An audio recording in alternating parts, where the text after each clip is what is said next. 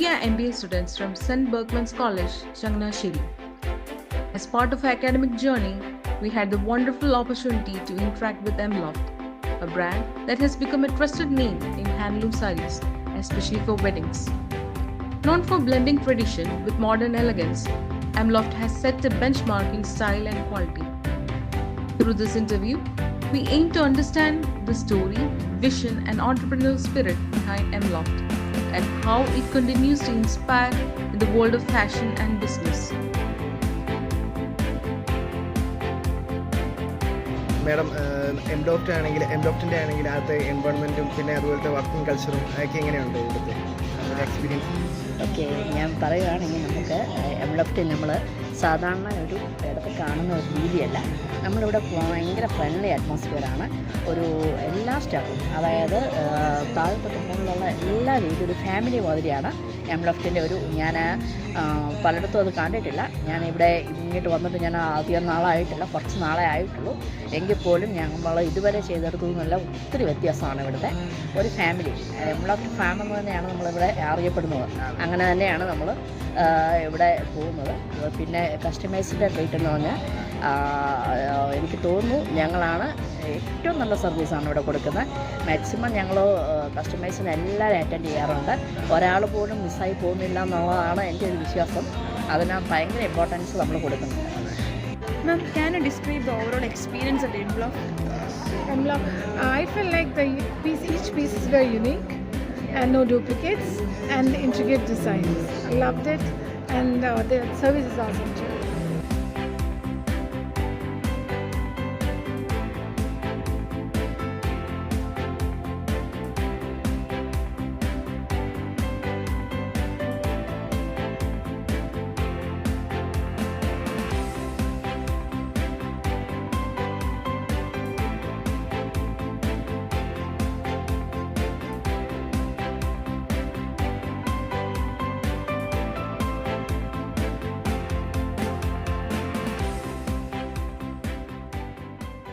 Sir, can you briefly explain the story behind Mloft?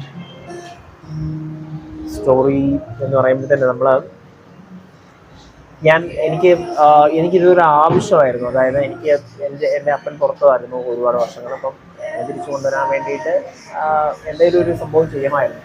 അപ്പം അങ്ങനെ ഞാൻ ആലോചിച്ച് നോക്കിയപ്പോഴത്തേന് ഇങ്ങനൊരു സ്കോപ്പ് ഇവിടെ ഉണ്ടായിരുന്നു. ഞാൻ ആലോചിച്ച് നോക്കിയപ്പോഴത്തേന് നമുക്ക് ചെയ്യാൻ പറ്റുന്ന നമുക്ക് ഞാൻ പറയുന്ന ഫുഡായിരുന്നു എൻ്റെ ഏറ്റവും ഇൻട്രസ്റ്റിംഗ് ആയിട്ടുള്ള ഒരു സംഭവം. പക്ഷെ ഫുഡ് വരുമ്പോഴത്തേന് അതിനകത്ത് ഒരുപാട് റിസ്ക് ഫാക്ടേഴ്സ് ഒരുപാട് കൂടുതലായിരുന്നു. അപ്പം പിന്നത്തെ എൻ്റെ ഒരു ഇഷ്ടം എന്ന് പറയുന്ന ഡ്രസ്സായിരുന്നു. നമ്മൾ ആലോചിച്ച് നോക്കിയപ്പോഴത്തേന് ഇതിലൂടെ ഒരു സ്കോപ്പ് ഉണ്ടായിരുന്നു. അങ്ങനെ നമ്മൾ ഈ ഒരു സംഭവം ഇങ്ങനെ സ്റ്റാർട്ട് ചെയ്യായിരുന്നു. What were the challenges you faced in starting in Mloft and how did you overcome them? Challenges ഒരു ബിസിനസ്സുകാരന് ആദ്യം മുതലേ ഇപ്പം ഈ മൊമെന്റ് വരെ എപ്പോഴും ഉണ്ടായിട്ടുണ്ട്. ചലഞ്ചസ് എന്ന് പറയുന്നത് ഒന്ന് കോമ്പറ്റീഷൻ എന്ന് പറയുമ്പോൾ തന്നെ നമുക്ക് ഒന്നാമത് ഞാൻ ഈ ഒരു ഫീൽഡിലുള്ള ഒരാളല്ല. ഞാനായിട്ട് സ്റ്റാർട്ട് ചെയ്തത്. ഇപ്പം നമ്മളുടെ ആൾക്കാർക്കോ അല്ലെങ്കിൽ എനിക്ക് അറിയാവുന്നവർക്കോ പോലും ഇങ്ങനെ ഒരു സംഭവിക്കും. അപ്പം എങ്ങനെയാ എങ്ങോട്ടാ പോകേണ്ടത്, എന്താ മേടിക്കേണ്ടത്, ആരിൽ നിന്ന് നമ്മൾ സപ്പോർട്ട് ചെയ്തെടുക്കേണ്ടത്, ഇതൊന്നും എനിക്ക് അറിയത്തില്ലായിരുന്നു. അതൊരു വലിയ ചലഞ്ചായിരുന്നു. രണ്ടാമത്തെ ഒരു റോ മെറ്റീരിയൽ പ്രൊക്യൂർമെന്റ് മുതൽ മാസ്റ്റേഴ്സിനെ അല്ലെങ്കിൽ വർക്കേഴ്സിനെ കൊണ്ടുവരുന്ന മുതൽ നമ്മുടെ കസ്റ്റമേഴ്സ് വരുന്നത് വരെ എല്ലാ കാര്യത്തിനകത്തും ഒരുപാട് ചലഞ്ചസ് ഉണ്ടായിട്ടുണ്ട്. പിന്നെ വേറൊരു പ്രധാനമായിട്ടുള്ളൊരു സംഭവം എന്താണെന്ന് വെച്ചാൽ പൊളിറ്റിക്കൽ ആയിട്ടുള്ള കാര്യങ്ങളിനകത്താണെങ്കിലും ഒരുപാട് ഇപ്പം അല്ലാതെ പുതിയ വേറെ ആൾക്കാർ വേറെ കോമ്പറ്റീറ്റേഴ്സിൻ്റെ സംഭവത്തിലാണെങ്കിലും നമ്മളിങ്ങനെ പെട്ടെന്ന് ഫ്ലറിഷ് ചെയ്ത് വരുമ്പോഴത്തേക്ക് സ്വാഭാവികമായിട്ടും ആൾക്കാർക്ക് അത് പെട്ടെന്ന് അക്സെപ്റ്റ് ചെയ്യാൻ പറ്റിയെന്ന് വരത്തില്ല. അപ്പോൾ സ്വാഭാവികമായിട്ടും അവരതിനെ എതിർക്കാനായിട്ടുള്ള ചെറിയ ചെറിയ മൊമെന്റ്സ് ഉണ്ടാവും. അതുപോലെ തന്നെ നമുക്ക് എക്സ്പീരിയൻസ് ഇല്ലായ്മ അതൊരു പ്രശ്നം തന്നെയാണ്. എക്സ്പീരിയൻസ്ഡ് ആയിട്ടുള്ള ഒരു 80 years to 150 years ലെഗസി ഉള്ള, അതായത് ഹെറിഡിറ്ററി ബിസിനസ് ചെയ്യുന്ന ആൾക്കാരുമായിട്ടാണ് എക്സ്പീരിയൻസ് ഇല്ലാത്ത ഞാൻ കോമ്പീറ്റ് ചെയ്യുന്നത്. പ്ലസ് ഞാൻ ചെയ്യുന്നത് വെഡ്ഡിങ് ആയിട്ടുള്ള, അതായത് ഒരു ആളുടെ ഡ്രസ്സിലെ ഏറ്റവും ഇമ്പോർട്ടൻ്റ് ആണ് അവരുടെ വെഡ്ഡിങ് ഡ്രസ്സ്. അപ്പോൾ ആ ഡ്രസ്സിനെയാണ് ഞാൻ എടുത്തിരിക്കുന്നത്. അപ്പോൾ അതുകൊണ്ട് ആ ഡ്രസ്സ് ഇതിനകത്ത് എപ്പം വേണേലും ഞാനിവിടെ നമ്മുടെ സ്റ്റാഫിനോട് പറയാറുണ്ട്, ഒരു സർജനും നമ്മളും ഒരേപോലെയാണ്. ഏത് മൊമെന്റിലും എന്തും സംഭവിക്കാം. കാരണം നമ്മൾ മനുഷ്യൻ ചെയ്യുന്നതാണ് ഈ കട്ടിങ് ആയാലും സ്റ്റിച്ചിങ് ആയാലും ഇപ്പം ഡൈയിങ് ആയാലും ബാക്കി എല്ലാ കാര്യങ്ങളും. അപ്പം നമ്മൾ അറിഞ്ഞുകൊണ്ട് എത്ര വലിയ അങ്ങേയറ്റത്തെ ആളാണെങ്കിലും ചെയ്യുന്നതിനകത്ത് ചിലപ്പം പാളിപ്പോവാം.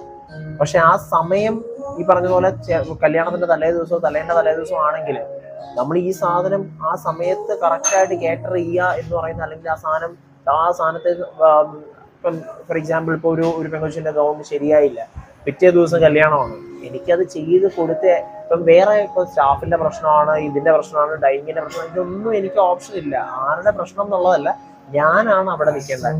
ആസ് എ ബിസിനസ് ഓണർ ഞാനാണ് ഇവർക്ക് എല്ലാവരുടെയും മുന്നിൽ നിൽക്കേണ്ടത്. അപ്പം അടി ഉള്ളുവാണെങ്കിൽ എന്നെ കൊണ്ടിട്ടേ ബാക്കിയുള്ളവർക്ക് കൊള്ളത്തുള്ളൂ. അതാണ് ബിസിനസ്. ആ റിസ്കിനുള്ള പൈസയാണ് കല്യാണിക്കുന്നത്. നമ്മൾക്ക് കിട്ടുന്ന പൈസ ഈ എടുക്കുന്ന റിസ്കിനുള്ള പൈസയാണ്. അപ്പം സ്വാഭാവികമായിട്ടും ആ സാധനം ഞാനത് എത്തിക്കുക എന്നുള്ളത് എൻ്റെ ഉത്തരവാദിത്വം. സംഭവം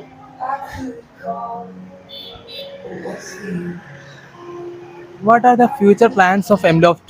Do you have a plan to make it like as a franchisee, something like that? Franchisees നമ്മളിപ്പം അപ്കമിങ് പ്രൊജക്ട് എന്ന് പറഞ്ഞാൽ Trivandrum opening soon November 1st നമ്മൾ ഓപ്പൺ ചെയ്യാനായിട്ട് ഉദ്ദേശിക്കുന്നുണ്ട്. MLoft UK within A month time നമ്മൾ ലോഞ്ച് ചെയ്യുന്നുണ്ട്. പിന്നെ ഫ്രാഞ്ചൈസീസിനെ പറ്റി ഞാൻ ഇതുവരെ ആലോചിച്ചിട്ടില്ല. കാരണം ഞാനിത് പഠിച്ചു വരുന്നതെന്നുള്ളതുകൊണ്ട് തന്നെ ഇതിനകത്തുള്ള പ്രാക്ടിക്കലായിട്ടുള്ള കാര്യങ്ങളൊക്കെ പതുക്കെ ഞാനിത് ചെയ്ത് വരുന്നതേ. അതുകൊണ്ട് നമ്മൾ ഫ്രാഞ്ചൈസീസിനെ പറ്റി ഞാൻ ഇതുവരെ ആലോചിച്ചു.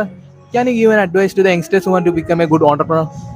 Take risk, take challenges. നമ്മൾ ഇപ്പം നമ്മൾ സേഫായിട്ട് ഇരിക്കുന്ന ആൾക്കാർക്ക് ഇപ്പം നമ്മൾ മാസം അവസാനം കിട്ടുന്ന ഒരു എമൗണ്ടിന് ആ സാലറിക്കകത്തുനിന്ന് നമുക്ക് ഓക്കെ ആണ്, അത്രയും പൈസ മതി, നമ്മൾ സേഫാണ്.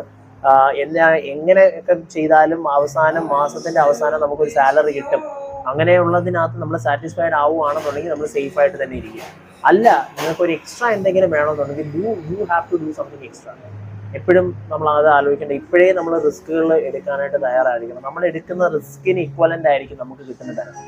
അതായത് ഞാൻ എടുത്തിരിക്കുന്ന ഒരു ചുരിദാറിൻ്റെ സംഭവം മാത്രമായിരുന്നെങ്കിൽ എൻ്റെ ബെനിഫിറ്റ് ആ ഒരു ബെനിഫിറ്റേ എനിക്ക് ആ ഒരു പ്രോഫിറ്റും ആ ഒരു ബെനിഫിറ്റുമേ എനിക്ക് കിട്ടാൻ എനിക്ക് അവകാശമുള്ളൂ. അപ്പം പക്ഷെ ഞാൻ എടുക്കുന്നത് ഞാൻ പറഞ്ഞില്ലേ വെഡ്ഡിങ് സംഭവങ്ങളാണ്. അതെന്ന് പറഞ്ഞാൽ ഹൈ റിസ്ക്കാണ്. ഏത് മൊമെന്റിലും ഞാൻ ആൻസറബിൾ ആണ്. അപ്പം ആ ഒരു റിസ്കിന് എടുക്കുന്ന ബെനിഫിറ്റ് ആയിരിക്കും എനിക്കിപ്പോൾ ഞാൻ അനുഭവിക്കുന്നതല്ല. അതുകൊണ്ട് ടേക്ക് റിസ്ക്.